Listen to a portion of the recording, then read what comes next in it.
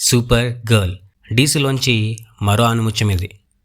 James Gunn Guardians of Galaxy ట్రయాలజీకి పెద్ద ఫ్యాన్ని.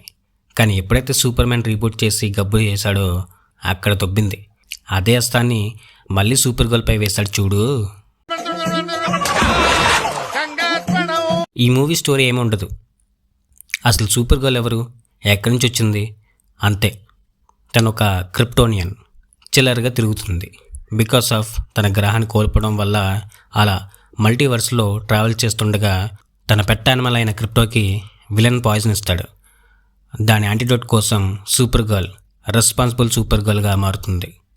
అదే టైంలో రూత్ అనే అమ్మాయి కూడా ప్యారలల్ యూనివర్స్లో సేమ్ స్టోరీ ఉంటుంది. ఆ టీంలో లోబో ఉంటాడు. ఇంకా రూత్ టీమ్ సూపర్ గర్ల్ కలిసి క్రిమ్ అనే విలన్ని ఏం చేశారు అనేది స్టోరీ. మూవీ విజువల్ ఎఫెక్ట్స్ బాగున్నాయి, టెక్నికల్ వర్క్ బాగుంది. కానీ ఈ movie just super girl introduce చేయడం కోసం మాత్రమే తీశారని అర్థమవుతుంది. ఎండ్ క్రెడిట్స్లో బీజిఎం బాగుంటుంది, సూపర్ మ్యాన్ ఎంట్రీ ఉంటుంది. ఓవరాల్గా వెయిట్ 1 minute तुम వెయిట్, 1/2 minute I talk. రే మాచారం బాబాయ్, నేను మాత్రం బెజవాడొస్తే నీ గుండె పగులుతున్నా అలా. ఓవరాల్గా మూవీకి తగ్గట్టు నీట్ యాక్షన్ సీన్స్ ఉంటాయి.